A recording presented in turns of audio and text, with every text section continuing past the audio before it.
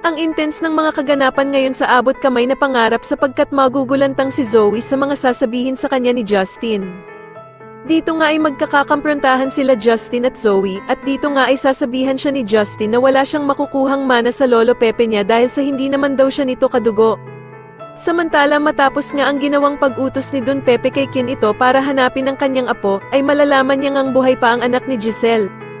Gagawa naman ng paraan si Giselle para makausap ang kanyang anak na si Justin matapos nga nitong malaman na buhay pa pala ito na ang akala niya ay namatay na. Kaya naman ay magpapasama si Giselle kay Annalyn sa isang restaurant para makipagkita sa anak niyang si Justin.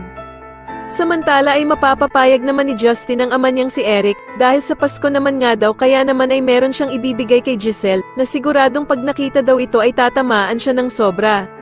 Samantala ay sobrang lungkot na nga ni Giselle dahil sa inakala nito na hindi na siya sisiputin ng anak niyang si Justin.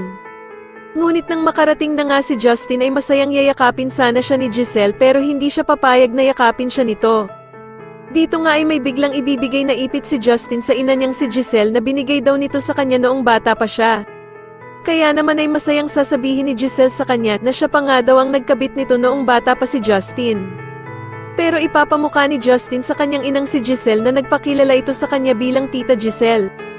Kaya naman ay mag-iiyak si Giselle at sasabihin nga nito na pinagsisisihan na daw niya ang lahat ng nagawa niyang ito kay Justin.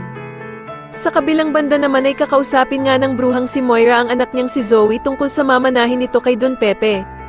Sana nga daw ay hindi pa nakikita ni Don Pepe itong si Justin, kaya naman ay si Zoe pa din nga daw ang tanging tagapagmana ng mga tanyag.